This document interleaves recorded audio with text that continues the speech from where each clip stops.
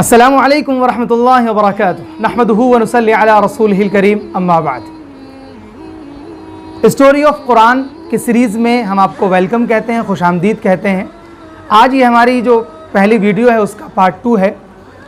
ہم نے پچھلے پارٹ میں بیان کیا کہ کس طرح سے ان 7 آدمیوں نے، ان لوگوں نے کس طرح سے بادشاہ کی مخالفت کی اور کس طرح سے یہ اعلان کر دیا کہ اے بادشاہ، ہم تجھے خالق نہیں مانتے بلکہ اللہ ہمارا خالق ہے۔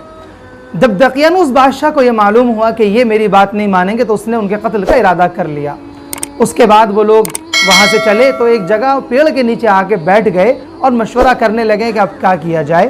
تو آپس میں مشورہ ہوا کہ فَأَوُوا إِلَى الْكَهْفِ، کیونکہ انسان کی فطرت یہ ہے کہ جب اسے ڈر لگتا ہے، اب اسے سوچتا ہے کہ اب کوئی چارہ نہیں ہے تو سوچتا ہے چلو جنگلوں میں جا کے چھپ جائیں، چلو پہاڑوں میں جا کے چھپ جائیں۔ تو وہ لوگ جو ہے ایک غار میں، کہف کہتے ہیں غار کو، وہاں جا کر کے وہ چھپ گئے۔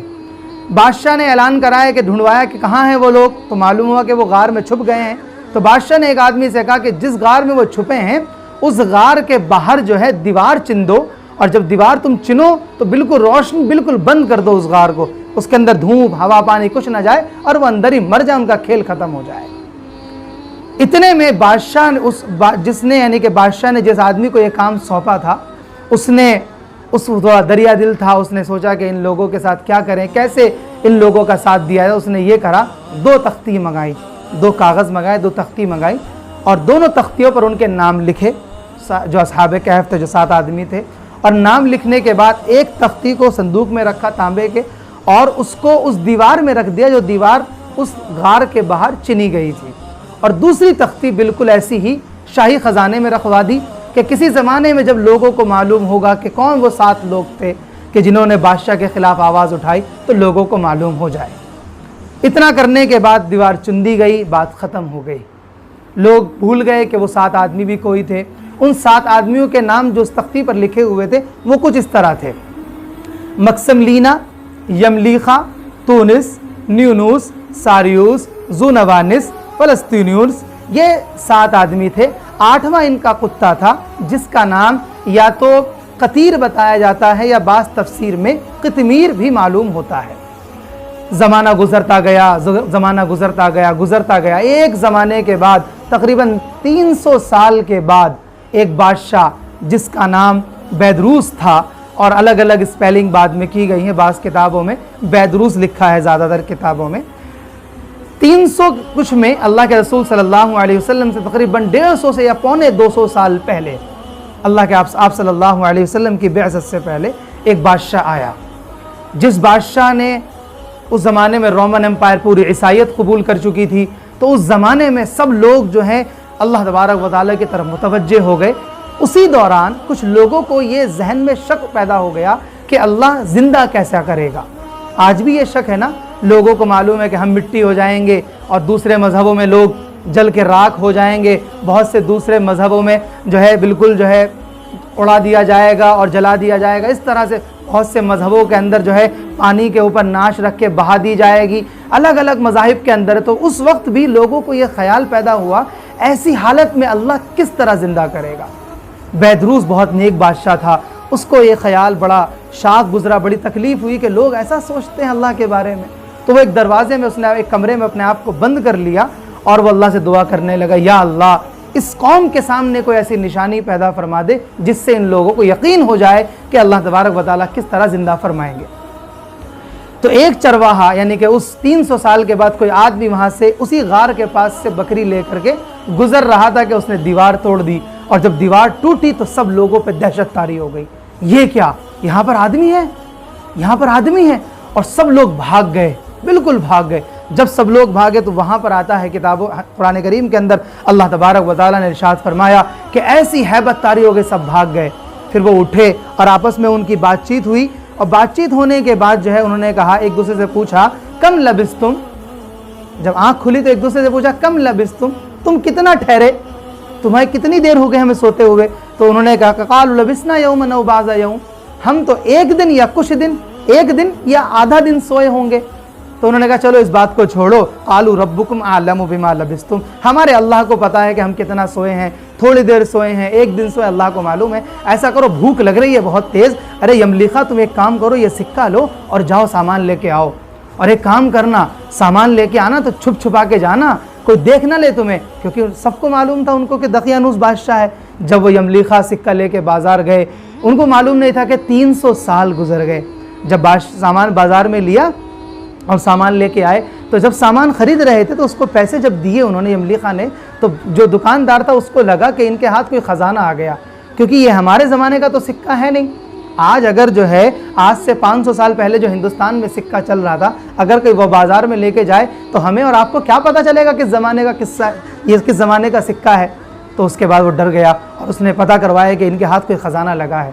जब पूरे शहर में, पूरे मुल्क में चर्चा होने लगी कि किसी के पास ख़जाना है, तो बादशाह और उनके हुक्काम जो हैं वहाँ पर आए उस गार पे। तो उन्होंने कहा कि हम तो दकियानूस बादशाह के ज़माने के लोग हैं। लोग जो बूढ़े लोग थे उन्होंने कहा कि ये बादशाह तो 300 साल पहले गुजर गया।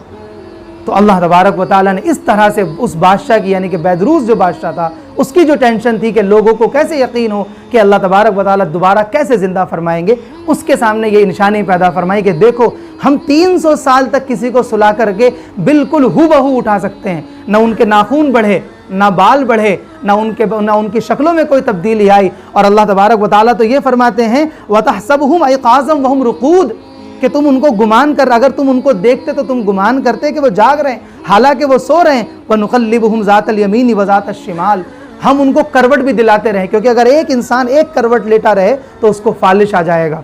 अल्लाह फरमाते हैं हम उनको करवट दिलाते रहे ताकि जो है उनके बदन, उनके मेडिकल के तौर पर कि उनके बदन बिल्कुल सही रहें। ये सारी कहानी, ये सारा वाक़या अल्लाह तबारक व तआला ने कुफ़ार के सामने पेश किया। फिर जब बैदरूस के सामने सारी बात आ गई तो फिर वो लोग जो हैं उसी गार में चले गए। अब यहाँ पर 2 सवाल हैं मेरे जहन में, चाहे उसको जवाब दे दूँ। सवाल एक नंबर ये है कि कैसे मुमकिन हुआ कि एक ही दुनिया के अंदर रहते हुए उस गार के अंदर कोई ना जा सका और कोई वहाँ से लोग गुजर रहे होंगे, किसी का गुजर नहीं हो सका।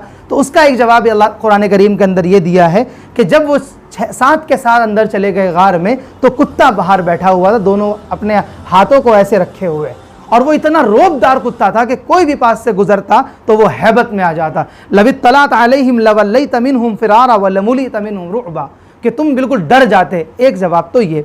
दूसरा जवाब ये है कि अल्लाह तबारक व तआला की कुदरत ये है कि अगर यहाँ टाइम का असर हो रहा है, फॉर एग्ज़ाम्पल मेरी घड़ी में सेकंड की सुई चल रही है, लेकिन अल्लाह की कुदरत ये है कि बगल वाले मकान में, बगल वाली जगह में, मेरे पास वाली जगह में अल्लाह की कुदरत से ऐसा मुमकिन है कि वहाँ पर टाइम की जो ड्यूरेशन है, टाइम की जो रोटेशन है, वो बिल्कुल ख़त्म हो जाए।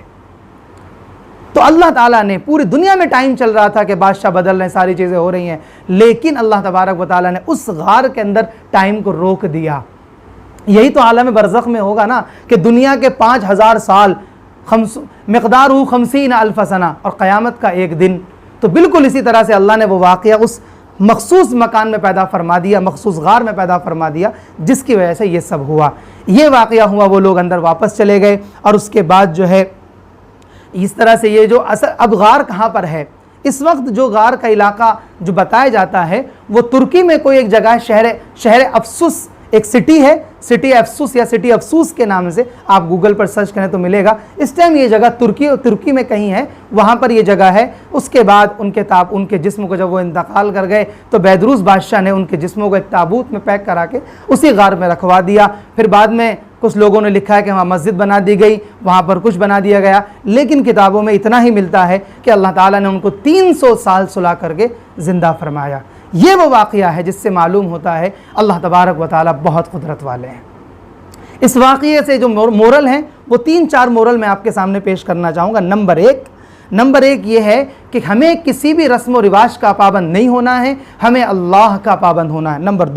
नंबर दो ये है कि अल्लाह की राह में जो है आजमाइशें आएंगी, आप अल्लाह की राह में चलेंगे, आजमाइशें आएंगी, जैसे उन्होंने सब्र किया हमें भी सब्र करना है। तीसरा मोरल ये है कि अल्लाह तबारक व तआला हर चीज़ पर कादिर है, वो मरने के बाद, मारने के बाद ज़िंदा करने पर भी कादिर है। अल्लाह तबारक व तआला हम सबको अमल की तौफ़ीक़ अता फ़रमाए। व आखिर दावाना अल्हम्दुलिल्लाहि रब्बिल आलमीन।